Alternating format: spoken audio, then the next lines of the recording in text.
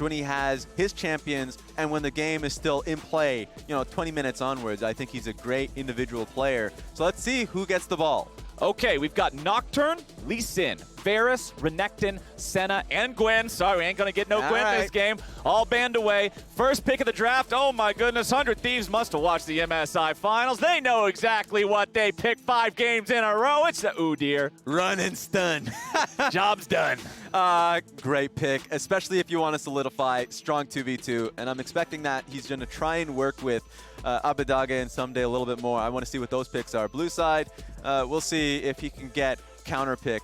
But Rumble being picked up by IMT is a great team fighter, but needs good setup. I think we've seen a lot of Rumble games already where the Rumble ultimate's just flying a little bit too far out of reach. But having what I've seen from great Rumble teams is that if you just have a Nautilus or something that can set it up, it really does make the pick that much stronger. And you got to have people who are able to follow up after he drops it, right? You can't just have Rumble dropping these things from 1,000 units away and nobody else is nearby. So now we've got the Tristana locked in next to it here with Immortals, and back on 100 Thieves, we will get to see another game of the Ezreal Karma lane there down in bottom side. Very difficult to make things happen on these two champions if you're up against it. Yeah, I love it. And you're picking Nautilus reluctantly. I mean, when we saw TSM, they ended up winning that game, of course. But in the lane, it was really tough for Swordart and lost. Getting pelted consistently with the poke that Ezreal and Karma provided. So that's the idea that 100 Thieves have. If they have a better plan, then Karma is flexible and can go top lane. I don't quite like Karma, Udyr mid lane jungle, so I don't expect it to be mid. Yeah. But definitely expecting this one to be a Huhi Karma as we go into the 4-5s. And we've got ourselves a not really much engage or any engage at all on the side of 100 Thieves here so far. That is always something that I'm critical of in general regular season LCS play. I'm not a huge fan of teams not drafting any engage. The execution barrier is very high at that point. Yeah. So hopefully we'll get to see a little bit of engage here for 100 Thieves in the second half of the draft. But right now, let's see how the bans are going. It's Syndra and Kalista both banned away, as Orianna will be the final ban from the side of Immortals, double targeting that mid lane there. They're obviously also believing that the Karma's obviously going into the support role. Yeah. Now, what is our final ban of the draft here from 100 Thieves? They're definitely expecting an Aurelia. Okay, they're trying to set up for a Gnar GP possibility in the top lane. And so I like the Kalista ban, respecting the fact that the Tristana can be flexed towards the mid lane, especially with an AP jungler. I think the draft has been good from IMT side. They just need to round it out. Strong top side would be preferable, and that's going to be a blind pick Jayce. Okay, in a Jayce, ready to go. What will the answer be from 100 Thieves? Oh, now if that gets locked in, there's your curveball. There's your Karma's actually going mid. And we'll have engage power through the support role from Leona instead. Thinking about it. 8 seconds left. They're taking their time. Want to make sure they get the maximum amount of thought in on this one. Lock it in. It's locked in. So Karma mid, or could be Karma top. I think it's Karma top. Ooh. Okay. Wukong. Nice. Let's do it. So it's going to be a hectic top lane, and I want to see what IMT rounds their draft out here. With a mid lane option, just to see where the Tristana ends up going. I'm expecting it to be a Tristana bot lane. Mid lane here for Insanity. He has some time to think about it, but the draft from 100 Thieves is interesting. I think that, given engaged support to Huhi, he's the type of person, he will get the job done. Yep. I think he's been super instrumental in a lot of his engaged picks. That's going to be a Sett here, picked up for the top lane. Okay, we've got Sett picked up, so he'll want to be laning into that Wukong, and then we got Jayce versus the Karma. Bottom lane, exactly as you're saying, you expect the Tristana to go down there with a Nautilus. So Tristana and Nautilus, very powerful all in. If Nautilus can land the dredge line, set Tristana up for the hook, it's pretty easy. The thing is, man, it's Ezreal and Karma. They are slippery. Yeah, the Leona is going to be... Ezreal and Leona. It's always tough with these flexes. I'll say... Leona is going to be a target, most likely. If there's ever an engage, then it has to be Huhi's that's recognizing it. But taking a look at the draft as a whole, quite a lot of poke from the Karma. I wonder if that's going to be a support Karma build or an AP build, so they have more poke between her and the Ezreal. But that's a great flank engage that you have to be concerned about if you're IMT, with the Wukong there. But Wukong and Sett, I know Wukong and Jayce was very chaotic. You're going to be expecting both junglers to be going topside. Wukong and Sett is also equally so. My mind right now is going to be on Revenge. Okay. Expecting the jungle to be pathing topside and seeing if a good gank comes by. Especially even if it's out of laning phase. Sett in team fights is just so damn instrumental. So I want to see what he's able to do in those fights. Which draft do you favor here now that we've seen all 10 champions locked in? Who do you think's got the edge in this head-to-head? I'll give it to 100 Thieves. Okay. I think Ezreal, Leona, mostly off the jungle pick on Udyr. I think Udyr can do a lot with that mid lane push and karma. Still got to fear the deer. True. All right, my friends. Let's do it. Let's see what we've got here. Everything looking pretty normal. We got Conqueror, Teleport on both of our top laners. Teleport and Airy for Abbeddage here in the mid lane with that Karma. Insanity running a Conqueror of his own. Bottom side, of course, Raes does need to take the cleanse when you're up against Udyr, when you're up against Leona. Two different point-and-click stuns can make it very, very difficult to navigate team fights without the ability to break that CC like that. Everything else seeming pretty par for the course here as everyone heads out onto the Rift. Line of scrimmage being drawn. If it's an invade this game, it will be a late one. This one's a double TP on both sides as well, so it's going to be Insanity and Abbeddage going to be pretty keyed into side lanes. If any fight is to start out, they're going to be there for it. Okay, Ssumday just chilling up here in the top side river. We can see 3 of the players on Immortals around this bottom side jungle here. So usually if you see that delayed 3-man and see some wild League of Legends. Yeah, take your chances, playmaking. Even in the Team Liquid TSM game, Team Liquid had chances there. Bot lane team fight that got them just a wipe. So if you have enough playmaking, anything can happen.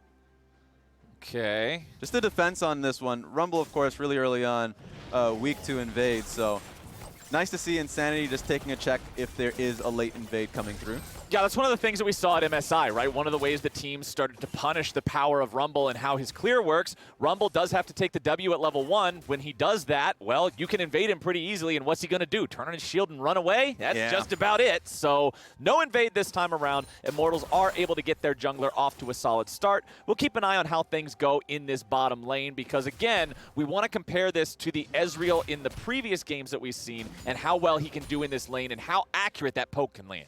Yeah, in the previous one, he did have a lot of help with the Karma, double range, double poke. In this game, he's going to get path to from the Udyr. So Udyr is going to be farming straight towards the bot side, ideally trying to get Scuttle. Take a look at this nice scrap here. Yeah, nice little bit of 2v2 damage there in the favor of Immortals as Huhi loses about half HP. But considering that it's 100 Thieves hitting level 2 first, they'll be able to maintain priority over that lane and get the wave shoved in so it can reset. Up in top lane, Revenge will just smack Ssumday around here a little bit. Sett is one of those champions that is very, very difficult to just stand there and fight in melee range. Yeah. So it's up to Ssumday to just hang back a little bit, lose some farm early on, try to punish later. Yeah, he's definitely going to be put in a pretty tough position, getting Sett counterpicked into him, and then also having the jungle move away. So if he ever has a bad trade, just going to happen, Xerxe is going to be there. So he's just taking it passively, getting the wave underneath the turret. The big scary part is, of course, what's going to be happening in the mid lane matchup. If Insanity's ever to find a good angle there, if he gets a good trade, as we saw quite earlier on, then a 3-man dive, no matter your HP, you're not going to be able to fight that. Yeah, very, very difficult stuff. Revenge keeping control up here in this top side, but the farm is dead even between them, so it's not like Ssumday's actually being forced off the wave anytime soon. Xerxe is up here. Now, fortunately, Xerxe is also playing Rumble in the jungle instead of that super mega anime scream the name of your spell every time you do something skin, so it's a little bit more calm every time we mouse the camera over him. But down back in the bottom lane, we have the Scuttle Crab secured, so those have been traded back and forth, and Xerxe is still invested in this top side here. Oh, he's looking for a flash stun here from Revenge if he can set up this play here. Getting close to it. Revenge just doesn't even need to flash. We already got the stun. Xerxe's here and he's ready to go. The Flame Spitter keeps on ticking. Flash with the haymaker. First blood for Immortal. Yeah, they used double flash for it, but it worked out. I think Xerxe was managing his rage bar very well there. Overheated, got the extra bit of damage, and a nice trade in the bot lane. A lot of damage coming out there. Raes losing a ton of HP, but FBI the same. The bomb's about to explode on his head. He nearly dies. Heal comes out and barely keeps FBI alive, but back up here on the top side, Revenge singing the same song. Closer wanted to help, but they could not secure the kill. Revenge barely getting away. Back here in the mid lane, now it's another trade in a 1v1. Abbeddage grabbing a bit more damage as Insanity falls back. What a scrappy game 4 minutes in. And I liked what was happening there with Closer. Comes up for a gank and forces Revenge farther back, so he's going to miss a little bit more of the minion wave, TPing back into the lane. But great start from IMT. I was going to talk about how it was nice for Xerxe pathing away from the Udyr matchup so he can just farm out freely and not have to deal with it. And then finding the angle top lane. Seems like IMT has leveled up a little bit in the break. That's what you like to see, my friend. Immediate back there from Xerxe, now grabbing the Sorcerer's Shoes, ready to go with the extra magic penetration. And talking about Xerxe, let's see how he made it happen here in top. There we go. Not only was he that close to being able to get over, but also had red buff to boot. Flash coming in from Revenge as he was channeling up his W. Just interested in this part. I think, yeah, Revenge just needed to base off this one with his jungler. Didn't expect the gank to come through. He's able to survive it, even with the flash down.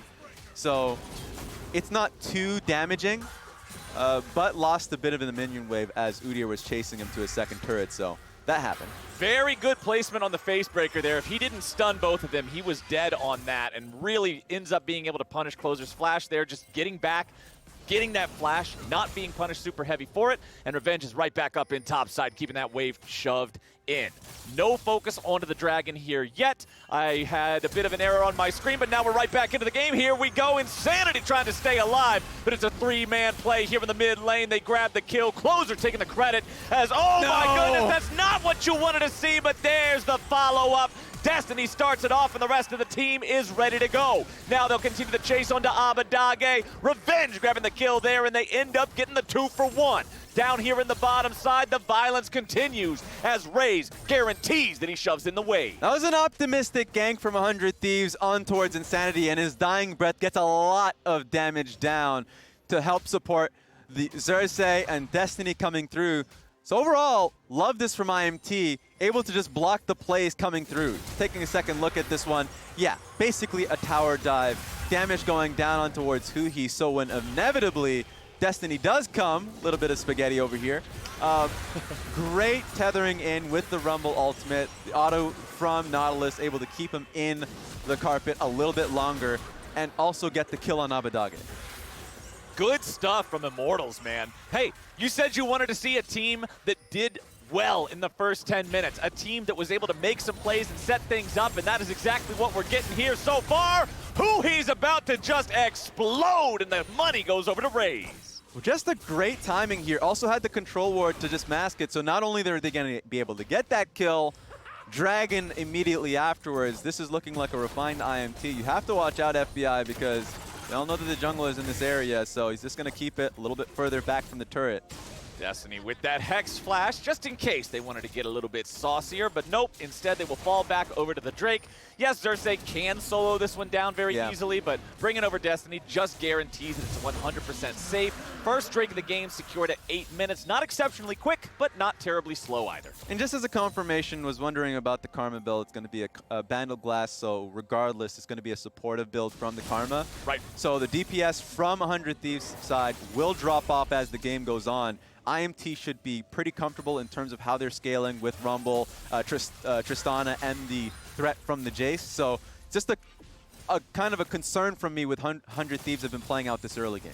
And that means that we need a lot from Ssumday and FBI on the side of 100 Thieves, because you're the damage threats now, right? Support Karma in mid lane's not going to be doing it. Full tank Udyr, yeah, he can run and stun, but then the job is truly and completely done, because he's not killing anybody after that too well. So I really, really want to see some big plays, some big flanks out of Wukong if 100 Thieves wants to come back into this game, because I am impressed with the first 9 minutes of Immortals gameplay here. It's nice. They're playing around Xerxe wonderfully on his pathing. When he was pathing towards the top side, it was actually Ssumday that wasn't respecting that timer. packing towards the bot side, same with FBI and Huhi, and it looks like it's going to be an opportunity to get the kill on Revenge. All right, there we go. Now Revenge wants to use that ulti to get himself out, and he does it. Closer still gets the stun, but it don't matter. Revenge gets away. Feels bad. Every time it seems like an attempt from a gank is happening from Closer, it's immediately blocked away, and he has to escape with how IMT is now pathing and clearing vision topside, so they're just covering their corners here. And honestly, it's so tricky to try to make those pincer ganks going around the tri-bush from behind on Sett if he has his ultimate up, because you're guaranteed that he's going to use his ulti to escape, and that means that the laner that you're trying to gank for is now 600 units away and has to find a way to catch up. He already used his dash. He already used the Nimbus Strike. It's not coming in anymore. He needs the cooldown, and now Immortals are sending players up to the topside river. They are looking for this first Rift Herald for themselves. 10 minutes into the game. Looks like they'll grab it. Ssumday wants to go in and fight for it. Revenge at about half HP, stuns the man into his own clone, beats him right back down into the riverbed. Overall greedy. They were trying to buy time for Huhi to get there on time, but just a great recognition from IMT. Hey, you know, Revenge is there. Destiny's been there for some time. It's 100 Thieves that just had to give it. That's not what you want. Somewhere out there, Ezreal is flustered. He's talked about it so many times about teams just giving up a Rift Herald, farm up instead, get whatever you can. But instead, it's just Ssumday giving away a free kill on top of the Rift Herald secured. And they've got this for the entire duration of the plates, so they should be guaranteed another minimum 320 gold. It's just when teams are just tunneling a little bit too much because, you know, they did set up a little bit towards the top side. Huhi was there for a little bit. They're the ones that started Rift Herald, so they didn't even think about the opportunity of going to the opposite side of the map. So, caught with their pants down. Destiny also just hunting for a play on FBI. Overall, just taking a look at the vision on the bot side of the map, it's just been exceptional from IMT. It's 100 Thieves that need to be the one that make the play, and so a lot of onus right now is on Huhi. Okay. Close. Destiny wants to go in there with a dredge line, but not a whole lot going to be happening here yet. Now, ooh, no TP. way. I think they're ready to go for it. Lay out the red carpet. The guests of honor have arrived. Here comes the Sett over the top. Goodbye, FBI. Meet the 100 Thieves demise, baby. The shutdown comes out. The Sett will die, but it's still going to be a 2-for-1. And Immortals just keep lining them up to knock them down. What team are we watching? Spring Split, I would expect this is what 100 Thieves are doing to teams really early on, especially in the lock-in tournament. It's IMT cleaning 100 Thieves clocks out. This is great stuff from Immortals. This is exactly what you wanted to see from this roster, talking about going into summer, learning with the time that you had off, using those opportunities to really get these guys meshing well together. Yeah. And damn if they aren't doing it in these first 12 minutes, Raes. I'm going to ask the question, but I already know the answer. What a day. Has this met your expectations for the first 10 minutes? Hell yes. That's what I want to hear. This entire damn day has set my expectations for the summer split. Just clean. TP coming through on the ward. They're confident that they can chase him down. Revenge must be calling for it, knowing that he can call the distance. And boom! FBI just explodes.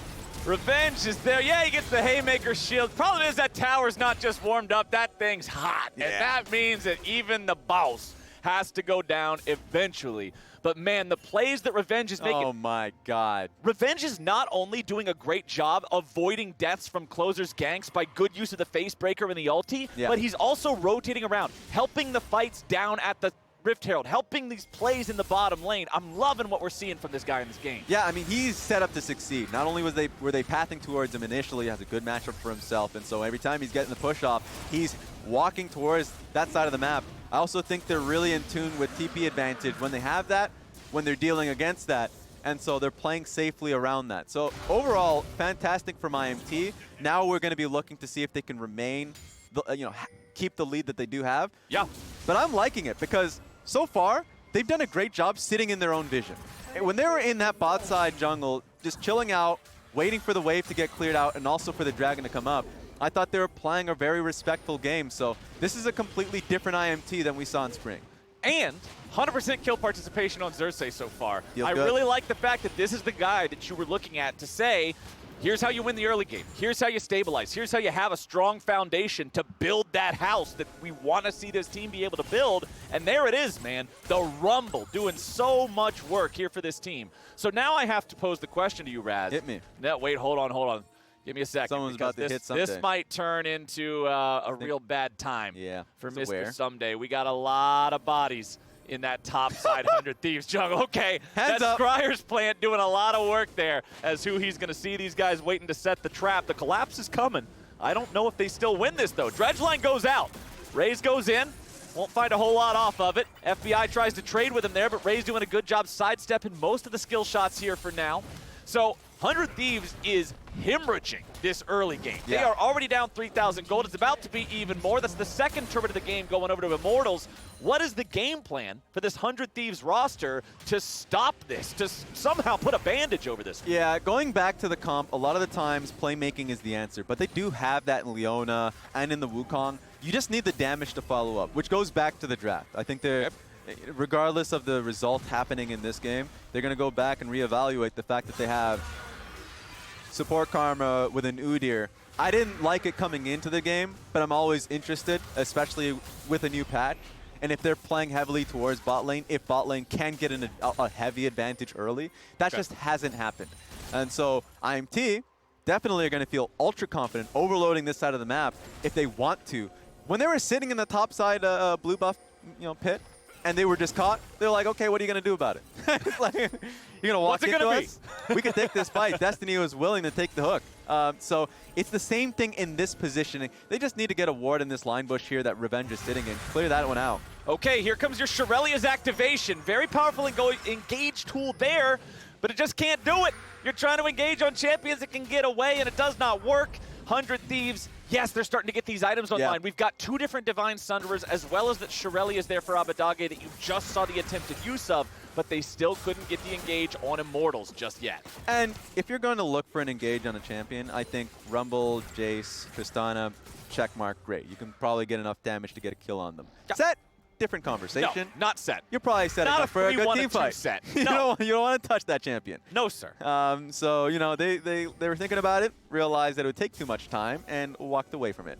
And we are also seeing some more aggro itemization here from Sett, and I like this because there's been so many Reddit clips and so much discussion lately about mathematically correct Sett, which is the Sett that gets maximum value out of his haymakers by only building health and cooldown reduction, so that the haymakers just come out, he takes 1 billion damage, but he doesn't die, and then he punches you for 2,000 true damage. So considering we're going for Stridebreaker and now into what I'm assuming is going to be a Stair Axe, this dude could just mollywop an entire team. If they line up into a haymaker, it could be some scary stuff. You can see Insanity making his way down here into the bottom lane. He will stop Ssumday from securing the first turret of the game here for his team. We've already got another Rift Herald earned by the side of Immortals. There is nothing in this game, Raes, it's not going their way. It's time to look into the future. If I open my goggles, because a minute, Dragon's coming up. Rift Herald's already there for IMT. They're a stronger team-fighting team. Sett will be there for the fight. And so it's going to have to be 100 Thieves that make the hard decision of whether they're going to fight against or climb Mount Everest basically in that team fight. Tough call. For sole point, or if you just trade sides. I'm definitely in the court of trading sides a little bit here and trying to play for top lane turret and just let them have it. Well, they're about to let him have it here in the mid lane. Immortals summoning up the Rift Herald. They know that 100 Thieves wants to defend this tier 1 turret, but there's just no way to do it. Shelly's charge alone will take that one out, and that means more money in the Immortals' pocket. And the vision is so good from IMT. If you're looking towards the Dragon, it's coming up in 15 seconds. They can walk into the line bush and force 100 Thieves to just try and walk into them. It's going to be a difficult task. Immortals still grouped up as 5. Doing a great job making sure no man's left behind. Nobody's a straggler that'll allow for a pick. All right, I know they're all grouped up, but I do need... close. That was almost the go button right there. Ssumday has the flash. He can go over the wall if he wants and try to engage with the Wukong ulti. Approaching from the side, but a good use of that far sight trinket to guarantee that they will be aware of his presence. Yeah, IMT needs to play this one slow and let Revenge get a good position on the flank, because I think he definitely would thrive in that spot where 100 Thieves have to back away. So let's see what we get here. He's going to be with the team, and now 100 Thieves are just trying to figure out if they can steal it or what. Yeah, 100 Thieves backing away. The Dragon's going to be burned down. already secured by the side of Immortals. 100 Thieves can't find their way into the fight just yet. The dredge line making its way on the enemy top. Lane of the Cyclones coming out. The Immortals are trying to fight back. Revenge grabbing the kill on Ssumday. It's a trade for Destiny as Closer picks up the kill there. 100 Thieves, they won't find anything but a 1-for-1. They lose their top laner for the enemy support. It could have looked really good for 100 Thieves, but it was IMT that was aware of the flank, and it was Destiny and Revenge that was marking that. So when Ssumday reared his head, it turned into a one-for-one where it could have very easily been a great engage for Ssumday. Take a second look at this, because if he was not detected, obviously he was, would have gotten a lot of good DPS off with Revenge as low as he was. But, you know, just turns into a 1-for-1. IMT being the smarter team of the two, knew they already got the bag in the Dragon. Back away, that Soul point, and now they're looking for Soul in 4 minutes. That Soul could be very scary stuff. Damage dealt in the last team fight. Karma did 60. I mean, it's mid lane support Karma. You would you hate to see it, but it is what it is. Over on the other side, a lot of damage coming out from Insanity and Xerxe here with the Jayce and Rumble combination. Jayce having that Eclipse, and here's the other important thing for Xerxe. Look at the stopwatch in the inventory. Means he can go in there, try to get maximum Flame Spitter damage, and then immediately drop aggro. Lots of playmaking potential on that. Oh man, it's going to be hard to penetrate what is a colossal vision advantage for IMT. And going back to the draft a little bit, I know we both expected that to be an Ezreal Karma bot lane. Yeah. And I know they ended up swapping it. Even if they had this iteration where Karma is mid lane, I was saying that maybe an AP Karma to amplify the poke with Ezreal. Because as you start to see support items start stacking here for Abbeddage, you know, you really don't have the support itemization to help your team out. Yeah. Especially if you're poke Ezreal. I can see that they're calling for this. Okay. They're daring their opponents to come after him. Stridebreaker from Revenge, flashing behind him to make the play with a showstopper. Closer gets away, Dredge Line won't find a target. Immortals makes a move on the enemy jungler, they scare him away. And with Closer at 20% HP, they're right back onto the Baron. They know they did enough damage. Would have loved the kill, but that's gonna be a Baron unless 100 Thieves just focus on the fight. Revenge is down to about 1/3 HP. Destiny, he dredge lines into the wall and he dies for free. Not what Immortals wanted to see, but a huge stop for 100 Thieves. Oh, a breath of a miracle for 100 Thieves that Destiny misplayed that. You're going to have to expect a few members to stay just in case 100 Thieves start doing the objective. I'm expecting, you know, Insanity with the poke that he has. So it just basically turns into nothing, which is great for 100 Thieves. They can reset the vision, they can come back onto the map, and it buys them some time. But yeah, crucial misplay there from Destiny on IMT side. Okay, so there's a little bit of breathing room for 100 Thieves. And honestly, Raes, the gold's only 1,500 apart right about now. It's not like we're talking about this mountain of economic difference here between the teams, but a big part of focus will be that Dragon Soul. Here in 2 minutes, 100 Thieves makes the call. Do you fight for that one or not? Do you try to make some sort of a play? Remember, if you get the individual win, you get 1 Dragon point. Yep. Those are not worth a whole lot. You give away the Soul, it puts Elder on the board, game state changes a little bit. Got ourselves a 1v1 between the top laners. Backup showing up from both sides. Revenge gonna be your target, but now let's see if they're able to switch the aggro over onto Insanity. Revenge Hysteric's gonna pop, he uses the showstopper, getting away with a haymaker, face breaker, let's go! Closer's your next target, and 100 Thieves will fall to pieces in front of Immortals. A little bit more damage finds its way onto Xerxe, but he will not die just yet. Huhi has to fall back. Destiny will finally be brought down by a nice Mystic shot in the back end of the fight. FBI's looking for a little bit more, but at the end of the day, it is a 3-for-2 in favor of Immortals. It's getting real close, and a Dragon coming up in a minute. This is 100 Thieves being scrappy, trying to find these plays. Ssumday was looking for a scrap onto his Revenge. Both TPs come through. Man, that was pretty insane, but I'm looking at Raes. I thought he had great positioning in the team fight. As you can see, TP's coming through on both sides to commit to this play. I feel bad for Revenge a little bit because it was going, the fight was going on and off, so he was actually resetting on that charge on his W as well up there. But he ends up just blowing up the Karma. And so 3 members dying on the side, but look at FBI. So clutch in this moment to get that kill on towards on towards Destiny there. But we're back to another fight. Oh man, it does not stop. A lot of damage finds its way to Huhi. He's down to 100 HP, but he will survive. A little bit of extra shielding there on the back end to guarantee that he gets away. Now Revenge is also very hurt, but remember that Revenge has the ability to teleport back. that will give Immortals the man advantage here as this 4th Drake of the game spawns. Immortals currently on Soul Point. If they get this, it's the Cloud Soul. Raes just lost a third of his HP to a single Mystic shot. FBI and the rest 100 Thieves somehow looking to fight here. Dredgeline finding Ssumday. A little bit more damage onto him as Closer jukes off to the side, trying to maintain a little bit of aggro, trying to keep these guys distracted. Ssumday at half HP. Cyclone still ready to go. Dragon still aggroed by the side of Immortals. Rumble ult back up now. That one going. Xerxe just about having the Rumble ulti ready to go here. Dragon's down to 2,000 HP. Equalizer finds its way there. Cloud Soul over to IMT, and the fight's about to do the same. Huhi's already down, and Abbeddage will follow. Both enemy supports are gone. More damage is coming out, and Raes is taking out Ssumday. Everybody except FBI is going down, and they will not be opening up today. Triple kill to the AD carry, and an ace for Immortals. What a clear sweep. With how long that fight was going on, I was concerned. Xerxe, no Rumble ultimate, but they wait long enough for that cooldown to come back up. Great TP there from Revenge to be there with the team fight. Huge come up now. That's Dragon Soul. That's Baron, and IMT in the driver's seat to a victory.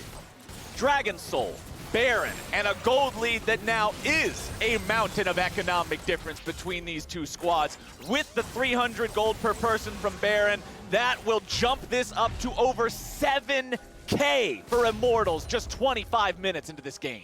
This has just been a huge performance out of Revenge, Xerxe. You can mention everyone on the team, but just as a highlight into those two individuals, and then how their team fights have been going. I think I've heard that they've been scrimming for a long time, but just to check out this Bud Light Ace, the vision that they've had to secure this area, the patience waiting for the Rumble ultimate, and just take a look as Revenge sets up this fight incredibly well. It's Huhi that's isolated, and they're able to get down Abbeddage as well. So just a difficult fight for 100 Thieves to take.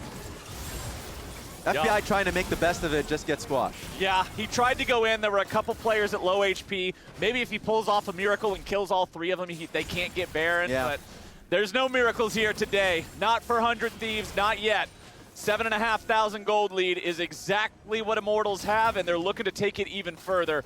Both tier 2 turrets here in top and mid are under pressure. Most of that pressure focused around the top lane here as Raes is just a demolition machine on the Tristana. Something to take note of as we are on the Baron push from IMT is that they purchased 2 crucial stopwatches in their engages. That's going to be Revenge and Destiny that wants to be the ones that start the fight, and they have a way out. Okay, they're pushing onto the top lane, tier 3 already. Ssumday has to use the clone just to get away. 100 Thieves tries to collapse on Revenge back in the mid lane, but considering he gets out with his flash, that means there's nothing to be found except a dead inhibitor there in the top lane. Well done from Revenge, well coordinated by the team as a whole, and now they can just rotate it back over to mid and continue moving as a unit. Yeah, they're playing off 2 waves here. I want to see if they want to aim for this inhibitor. This is going to be the last straw here for 100 Thieves if they can fight for this one. Okay, FBI will continue just holding these guys at bay however he can. Wow. Nice equalizer just scares them away. They know they can't fight at the AD carry's got 25% HP. Immortals is a bulldozer right now, and they are just smashing the enemy base. 100 Thieves seem completely unable to respond at any point this game. Immortals continuing the push now to the Nexus turrets. Raes has the bomb strapped to the first one, finds a lot of damage on that one as it detonates. Next minion wave already flowing in from top lane. Baron buff still active for another 45 seconds. Immortals continuing the push. 100 Thieves continuing to lose health on every single player. Ssumday tries to find some sort of an opportunity walking forward, but none will present itself. It's going to have to be 100 Thieves drawing the line in the sand somewhere, but Abbeddage, I guess, hit with a big one. There's no line in the sand to be drawn, but they're going in right now looking to fight for their lives as the True Shot barrage comes in. 100 Thieves' last-ditch defense will not find any success. Raes almost finds himself a reset. Double kill for Raes, triple kill for Raes. Quadra kill is it not quite yet, but it's enough. Ladies and gentlemen, this Immortals squad came to play in summer, and they'll take down 100 Thieves. We may be working with the same standings from Spring Split, but this is an entirely different team. That was not the same Immortals that was playing in spring, man. Holy cow. They were definitely the welcome party that Abbeddage was not looking for. Yeah, that's a little bit of a rude invitation there. Holy moly. And I feel like they met exactly what you wanted to see from them and what I wanted to see from them, because they had a solid early game. They had lots of playmaking centered around Xerxe, and Revenge in particular did a great job of giving them any